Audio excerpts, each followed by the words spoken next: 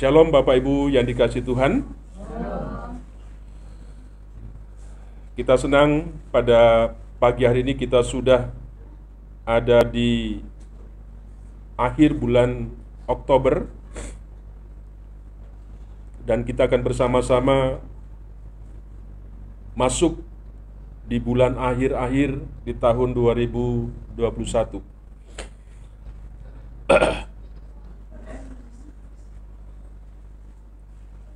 Bapak Ibu Saudara kasih Tuhan,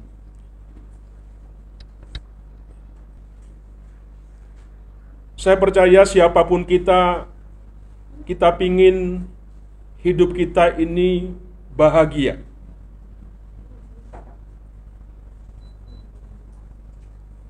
Walaupun mungkin kebahagiaan yang kita harapkan, yang kita idam-idamkan sepertinya belum tercapai. Kebahagiaan sejati itu merupakan hal yang hakiki dalam kehidupan kita manusia, sebab ia memberi makna bagi hidup setiap orang. Nah, orang yang hidup dalam kebahagiaan sejati, dia akan kuat, dia akan kokoh dalam menjalani hidup serta memiliki hidup yang bermakna. Ketika kita memiliki sebuah kebahagiaan yang sejati, maka kita akan kuat, kita akan mampu, kita akan disanggupkan dalam menjalani hidup yang penuh banyak tantangan.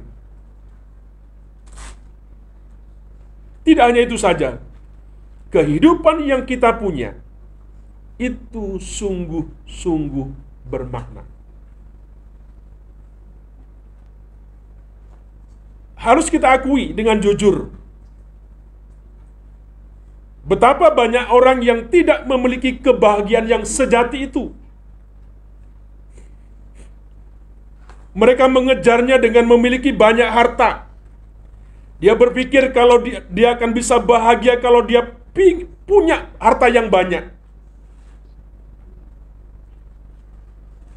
Namanya bagus, punya popularitas yang bagus, punya sebuah kedudukan, sebuah jabatan yang bagus.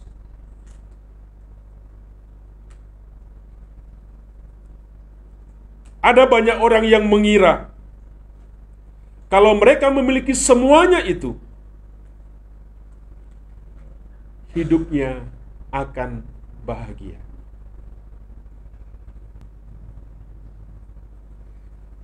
Bapak Ibu, tengok kanan kirimu, tanyakan, apakah kau bahagia?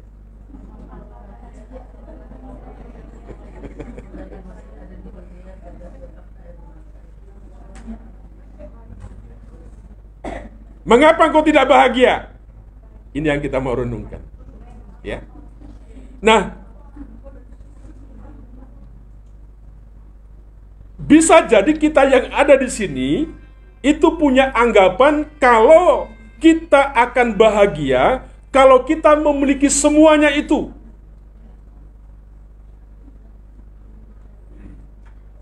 Saya masih ingat waktu saya membawakan firman Tuhan, merenungkan firman Tuhan di rumahnya Pak Korlis.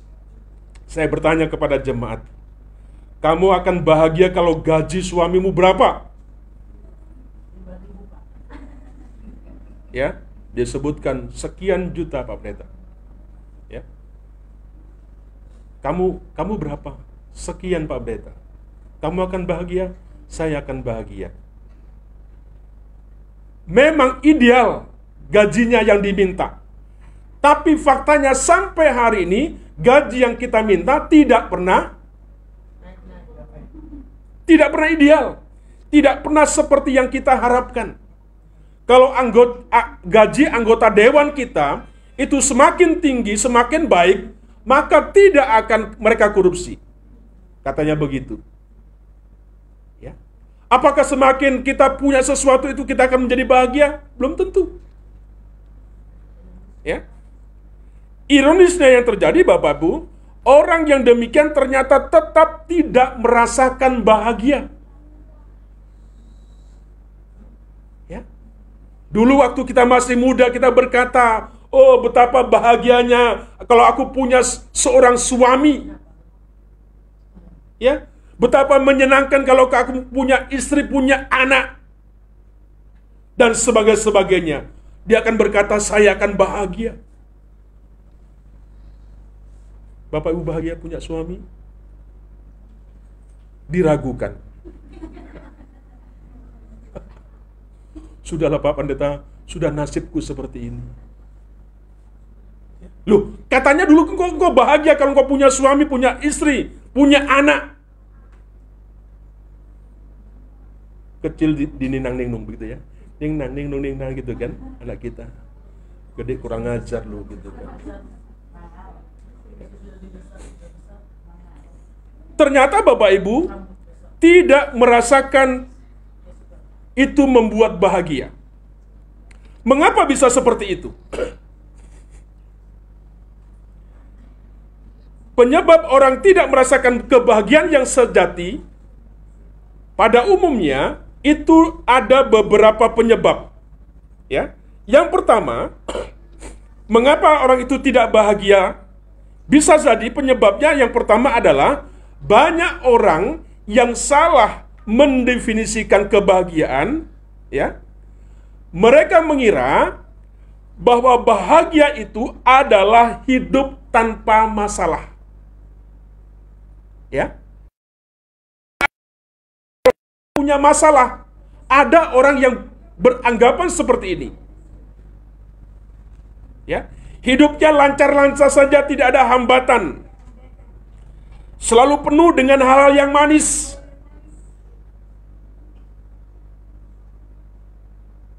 Kenapa? Karena banyak orang yang mendefinisikan bahagia seperti itu. Ya. Yang kedua, penyebab yang kedua, mereka mengira bahwa kebahagiaan diberikan oleh sesuatu dari luar dirinya sendiri. Ya. Saya akan bahagia kalau ada orang di sekitarnya yang membuat dia menjadi bahagia. Mereka mengira bahwa kebahagiaan diberikan oleh sesuatu yang dari luar. Dari istri, dari suami, dari anak, dari pendeta, dari siapa saja orang-orang yang dekat kita. Kita berpikir seperti itu. Kita akan bahagia. Ternyata kita tidak menjadi bahagia. Yang ketiga,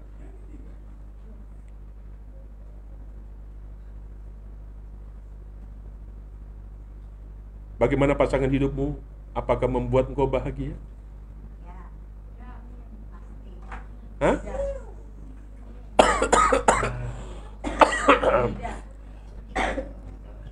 Ya? Duh, terus kalau engkau tidak bahagia dengan pasanganmu, terus bagaimana begitu? Pak Pendeta sudah pernah berkhotbah, punya mental apa? Punya mental apa? Bertahan atau mental menikmati? Hah? Bertahan. Sebenarnya aku mau mati. Punya anak. Aku punya anak, bertahan karena aku punya anak seperti engkau. Itu maksudnya ya? Kapan kira-kira begitu loh? Anak saya yang modelnya yang macam-macam kita nikmati saja. Ya anakku memang begini. Ya kan? Nyaman. Gaji daripada suamiku seperti ini, kita nikmati. Kita memang pinginnya yang gede. Tidak yang abnormal gaji kita. Ya mau apa? Ya.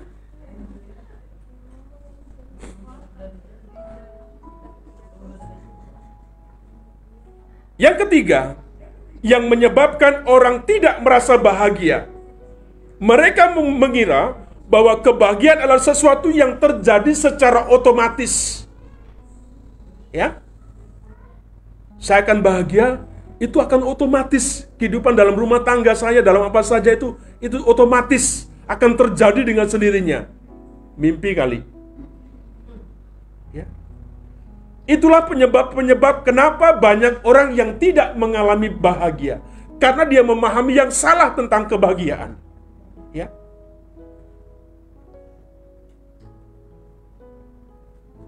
Halo coy,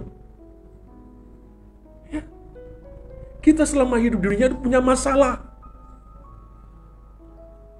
Amin? Iya, sepanjang mata kita masih melek, nyawa kita masih diberikan Tuhan, masalah itu selalu ada. Jangan pernah engkau bermimpi engkau tidak punya masalah. Siapapun engkau, entah pendeta atau siapapun, apa jabatannya, kaya atau punya atau tidak, ngontrak atau tidak, kita semuanya punya masalah. Jadi jangan pernah beranggapan, bermimpi kalau hidupmu akan bahagia kalau engkau tidak punya masalah. Ya. Jangan mengira orang yang luar sana yang akan membuat engkau bahagia. Tidak. Kebahagiaan itu ada dalam dirimu sendiri. Engkau tidak perlu mencari kambing hitam tentang ono dan ini dan ono, tidak. Kebahagiaan sebenarnya dari dalam diri kita sendiri. Dan jangan pernah engkau bermimpi bahwa kebahagiaanmu akan baik. Itu akan terjadi dengan sendirinya. Maka engkau tidak akan mengalami sebuah kebahagiaan sepanjang Tuhan memberikan kehidupan di tengah-tengah kehidupan. Saya mengajak kepada setiap kita, mari kita membaca Matius pasal yang ke-11. Matius pasal yang ke-11 ayat 28 sampai dengan ayat yang ke-30.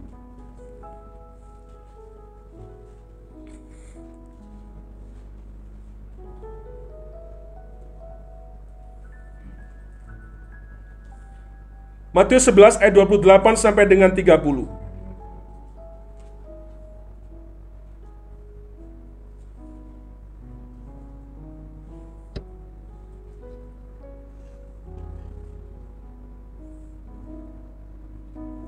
Sudah? Ketemukan? Kita akan membaca bersama-sama 3 ayat saja ya. Demikian bunyi firman Tuhan.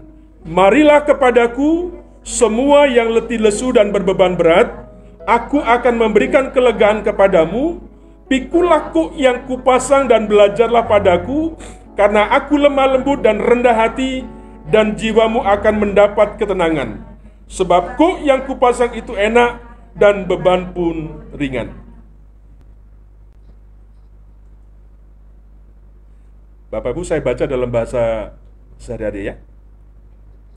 Simak saja ayat 28, 29, 30. Datanglah kepadaku, kamu semua yang lelah dan merasakan beratnya beban. Aku akan menyegarkan kamu. Ikutlah perintahku dan belajarlah daripadaku, sebab aku ini lemah lembut dan rendah hati, maka kamu akan merasa segar. Karena perintah-perintahku menyenangkan, dan beban yang kutanggungkan atasmu ringan. Itu dalam bahasa terjemahan yang lain. Bapak Ibu dikasih Tuhan, ada beberapa konsep mendasar mengenai kebahagiaan sejati.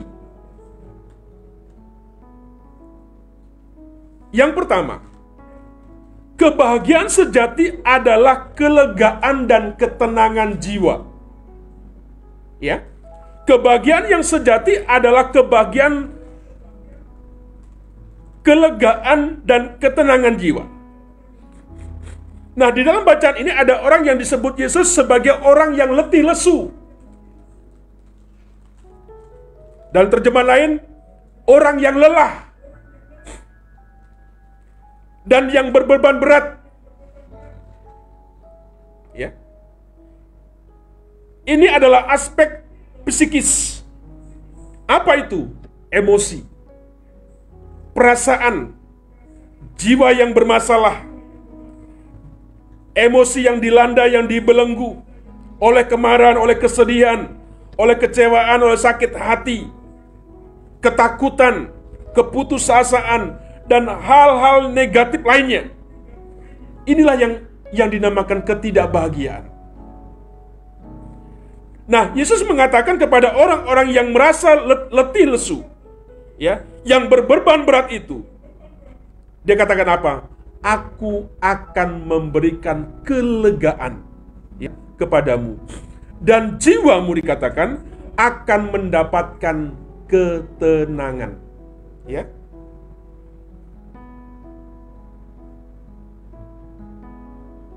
kelegaan dan ketenangan jiwa itulah obat, ya, untuk menyembuhkan seseorang dari rasa letih lesu dan berbeban berat. Kelegaan, ketenangan jiwa itu sebagai obat untuk kita bisa mengatasi sesuatu yang terjadi di tengah-tengah kehidupan kita yang penuh dengan beban berat.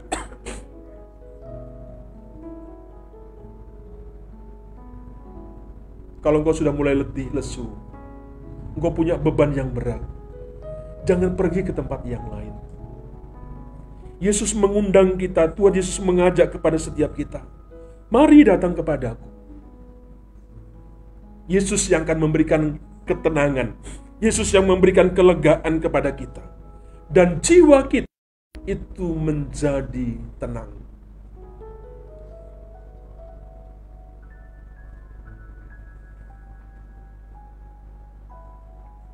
Sesungguhnya kebahagiaan adalah jiwa yang lega dan tenang, bebas dari rasa letih, lesu, dan berbeban berat. Apakah ini berarti bahwa Yesus akan membuat hidup kita menjadi tidak ada masalah? Tidak. Bukan. Tentu saja yang Yesus berikan adalah sebuah kekuatan jiwa untuk tetap lega, untuk tetap tenang, meskipun kita sedang berada dalam berbagai sebuah persoalan hidup seperti itu.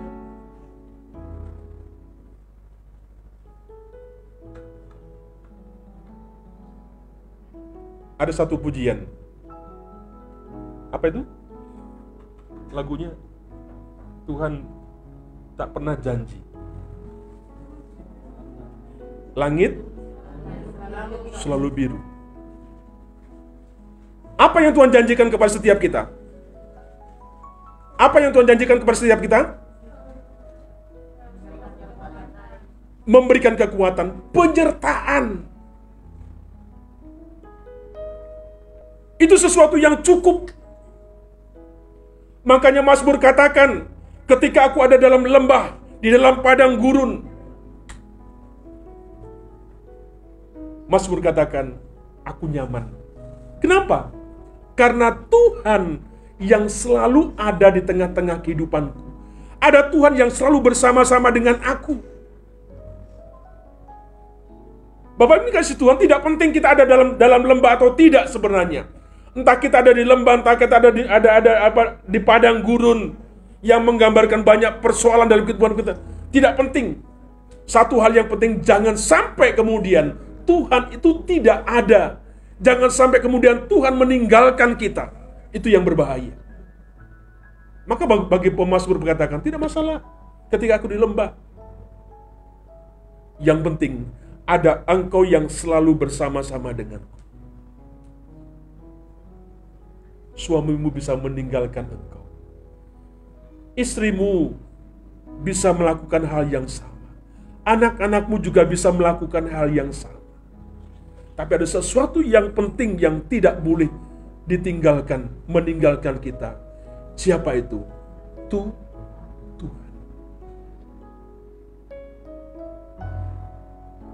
Bapak Ibu, ini yang dikatakan Yesus kepada kita. Tuhan Yesus tidak berkata bahwa aku akan melepaskan kau dari masalah, tidak. Tetapi yang Yesus berikan kepada kita kekuatan jiwa untuk tetap lega, ya, untuk tetap tenang meskipun kita menghadapi dalam kehidupan kita banyak persoalan, banyak masalah seperti itu.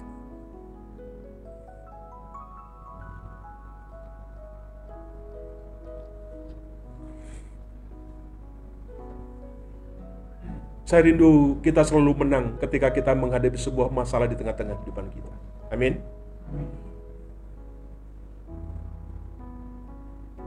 Bapak Ibu, mari dengarkan apa yang Yesus ajak hari ini kepada setiap kita. Meskipun kau banyak masalah, mungkin masalahmu bertubi-tubi. Mungkin engkau membuat malu, engkau membuat rasa takut, membuat cemas, membuat bimbang, membuat engkau menjadi putus asa. Engkau marah, engkau kecewa, engkau sakit hati dan sebagainya. Tapi Yesus, ketika engkau datang kepada Yesus, kepada Allah, maka Dia akan memberikan kelegaan kepadamu, memberikan engkau menjadi tenang seperti itu. Inilah kebahagiaan yang sejati. Ya. Karena sifatnya yang permanen dalam diri kita dan selalu ada dalam setiap saat, bukan dari orang lain. Kebahagiaan yang sejati itu ada pada Tuhan. Apa Yesus katakan, marilah kepadaku. Kebahagiaan yang sejati hanya ada dalam Tuhan, tidak ada di yang lain. Kenapa? Sebab Tuhanlah yang memiliki semua jawaban. Allah yang mempunyai jalan keluar yang kita butuhkan ketika kita dihadapkan di tengah-tengah segala persoalan dalam hidup yang kita sedang hadapi.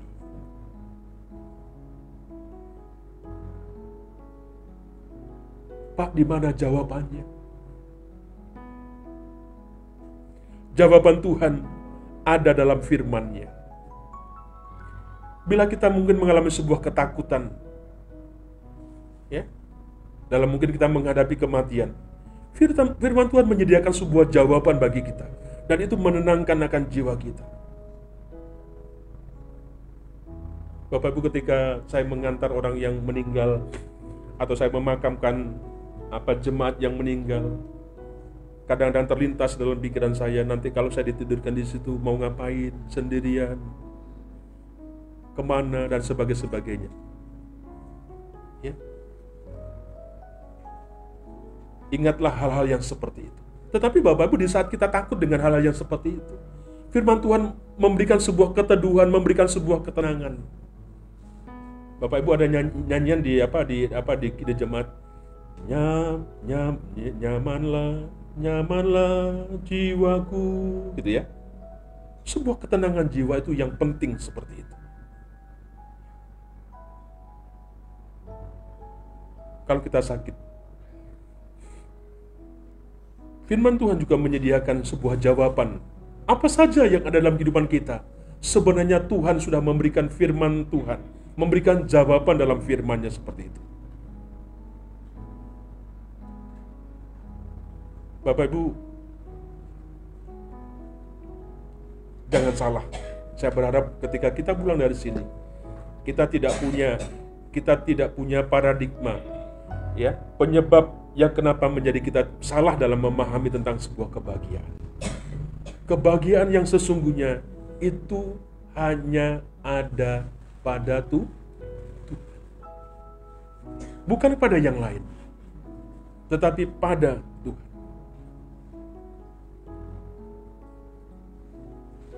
Dan ingat, saya katakan tadi, kebahagiaan bukan sesuatu yang otomatis, tetapi kebahagiaan yang sejati itu harus diusahakan. Ya. Ya, mungkin kita berdoa dengan cucuran air mata yang luar biasa, memohon Tuhan mengadakan sebuah mujizat. Bisa itu jadi, bisa itu tidak. Tetapi yang Yesus katakan dalam bagian firman Tuhan di sini apakah? Pikulah kuk yang kupasang dan belajarlah kepadaku. Pikulah kuk. Artinya apa? Harus ada sesuatu yang kita kerjakan, harus ada sesuatu yang kita lakukan, harus ada sesuatu yang kita upayakan supaya kita punya kebahagiaan yang sesungguhnya.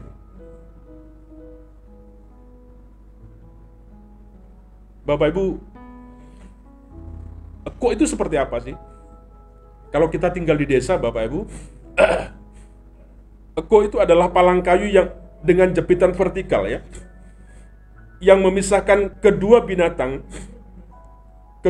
penarik, ya, sehingga bersama-sama menarik suatu beban. Jadi kalau kita di kampung, kalau kita membajak sawah dulu pakai sapi atau pakai kerbau, biasanya kalau sapi itu dua binatang, ya, satu pasang kanan kiri, ya.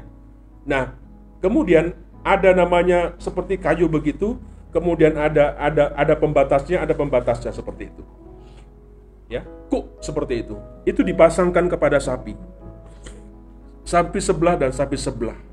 Ya. Kira-kira seperti itu. Itu gambarannya kuk, ya. Nah, apa tujuannya? Ketika dua-dua berjalan, binatang ini berjalan, itu bisa menarik beban. Ya. Yang tadinya berat kemudian menjadi ringan, ya. Nah, seekor binatang yang memikul kuk terikat dengan binatang yang lainnya yang memikul kuk yang sama secara bersama-sama, ya. Nah, kita memikulnya di salah satu sisi. Nah, ini sebuah gambaran yang Tuhan pakai yang digambarkan oleh Tuhan kepada kita tentang itu tadi, ya. Satu sisi kita ada di kuk yang sebelah, satu sisi kuk yang sebelah siapa itu? Yesus. Paham, ya? Ilustrasinya seperti itu, gambarnya seperti itu. Seolah-olah gini, ya, kita ada di sebelah sini dan Yesus ada di sebelah sini. Sama-sama kita berjalan. Sama-sama kita bersama dengan Yesus melakukan, ya, kita membawa beban kita. Kita membawa persoalan kita. Dan tentunya tidak boleh kemudian kita ini maju dulu. Harus seiring, seirama, sejalan, kira-kira seperti itu.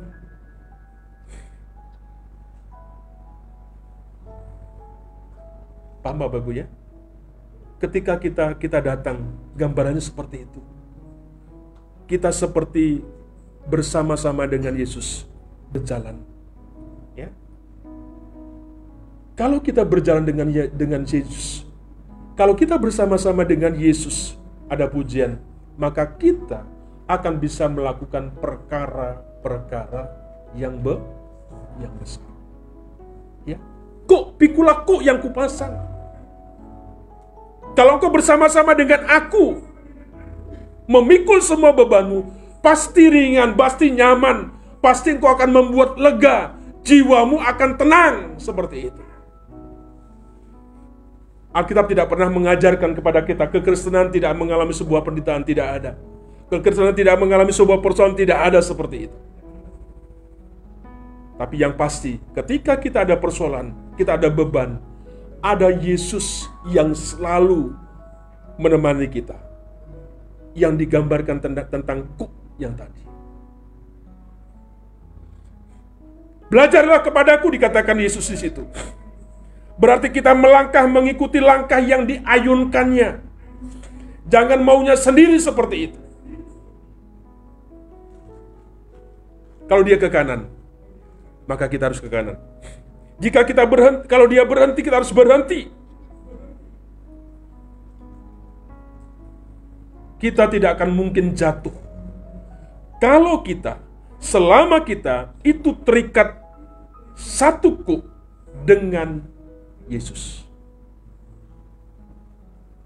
Tapi kalau engkau mulai keluar, kalau engkau berjalan sendiri, maka engkau tidak akan sanggup untuk menghadapi semua kehidupan yang ada di tengah-tengah dunia ini.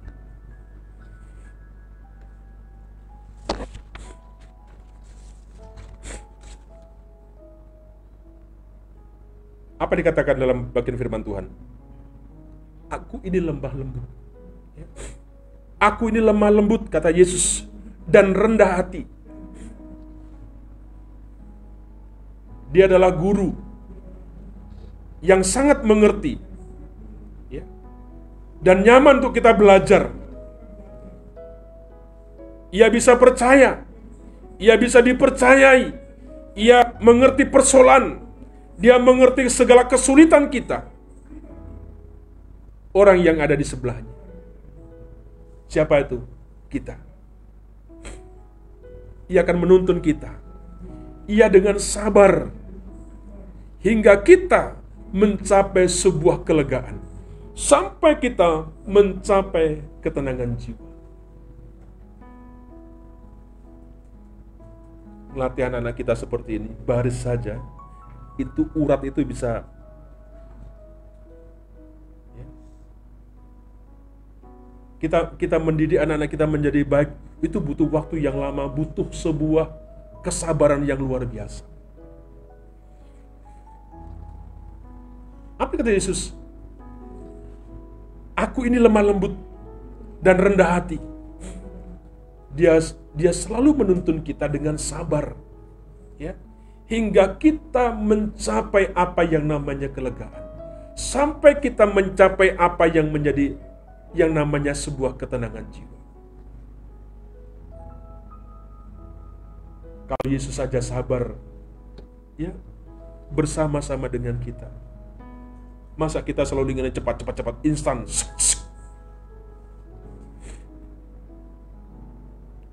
Sebab itu Bapak Ibu dikasih Tuhan, apa yang diharapkan?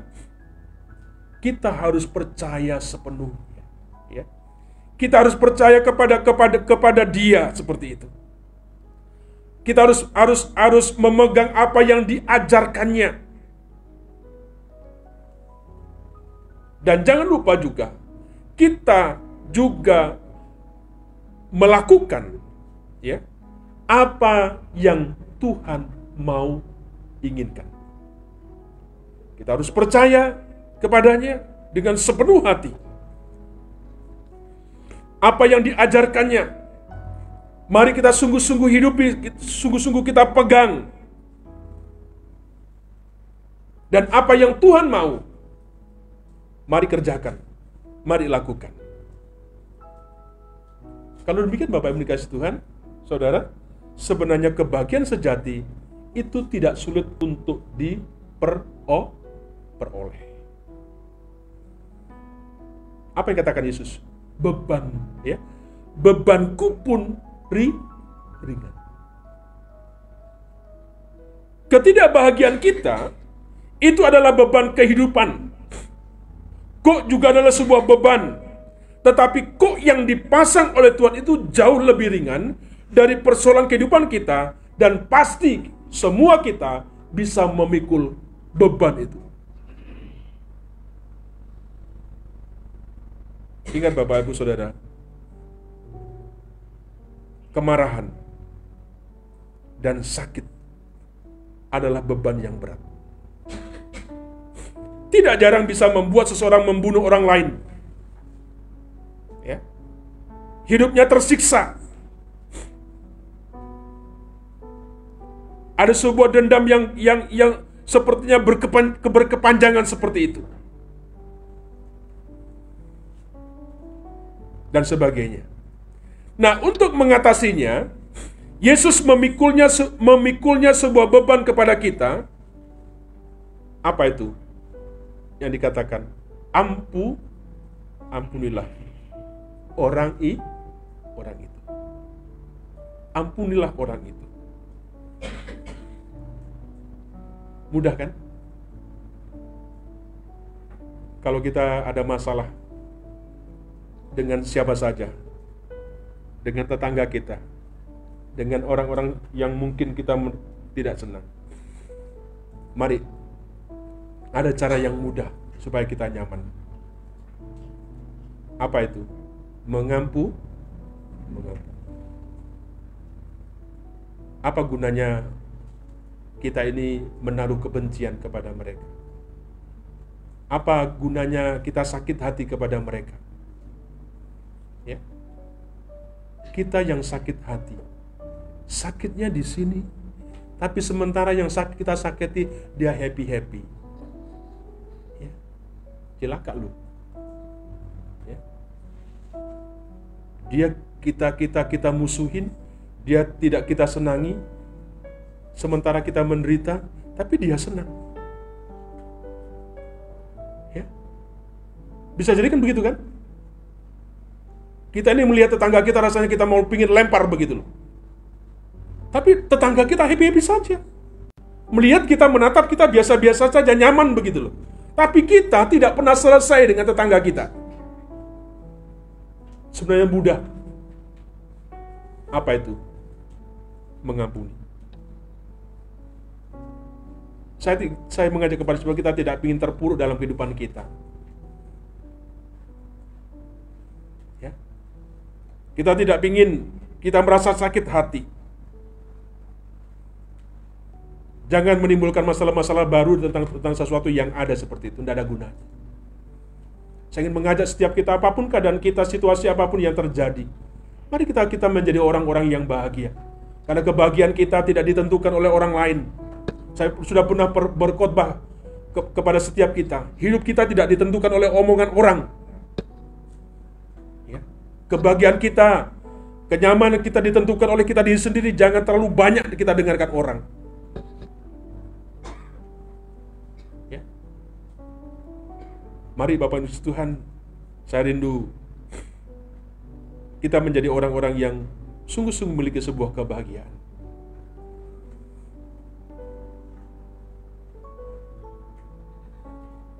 Mari kita akan berjuang bersama-sama dengan Yesus. Kalau kita berjuang bersama dengan Yesus, kalau kita melakukan bersama-sama Yesus, kalau kita datang kepada Yesus, niscaya kebahagiaan yang sejati itu akan menjadi milik kita. Sekali lagi, saya rindu ketika engkau pulang dari tempat ini, engkau adalah orang-orang yang berbahagia. Tidak ada sebuah kepahitan hati, tidak ada sebuah kebencian terhadap siapa saja, dan itu tidak ada gunanya. Mari kita nikmati akan kehidupan yang Tuhan anugerahkan kepada setiap kita. Ya. Entah bagaimana suamimu, entah bagaimana istrimu, bagaimana anakmu, bagaimana lingkunganmu, jangan sampai sukacitamu hilang karena mereka terlalu sayang. Ya. Sebelum engkau nanti dibawa ke sumur kondang, ya, mari kita nikmati. Jangan berantem dengan suamimu, jangan berantem dengan istrimu, jangan berantem dengan siapa saja, tidak sudah. Itu fakta-fakta kehidupan yang jangan sampai kemudian membuat kita menjadi tidak bahagia. Saya sungguh rindu, saya sungguh berdoa kepada Tuhan untuk setiap kita jemaat. Apapun keadaanmu hari ini, engkau adalah orang-orang yang berbahagia. Engkau orang-orang yang bisa menikmati akan kehidupan. Engkau senang dengan suamimu, engkau senang dengan istrimu, dengan anakmu dan sebagainya, dengan teman-teman sekeliling. Masih ada banyak orang-orang yang mengasihi engkau. Ada banyak orang-orang yang masih cinta kepada engkau. Mari kita menikmati akan kehidupan ini sebelum kita dibawa ke sumur kondang, ditanam di sana. Ya. Siapa mau mendaftar? Nanti saya panggil penggali kubur. Kalau ada orang meninggal di Kerawang ini, orang pasti mencari saya. Saya adalah orang penggali kubur. Ya kan? Ini kemarin dari meninggal di sini, telepon ke saya, Pak Pendeta, kami butuh dimakamkan di sumur kondang. Orang Kerawang dari mana saya, kalau ada orang meninggal mau di sumur kondang, pasti panggil namanya Suhardi. Yuk, kita bahagia ya. Jangan pulang, selesai ibadah kita akan bersama-sama, kita akan bisa menikmati semua kebersamaan kita sebagai keluarga daripada Tuhan. Biarlah kita menjadi orang-orang yang berbahagia. Mari kita tunduk kepala, kita berdoa.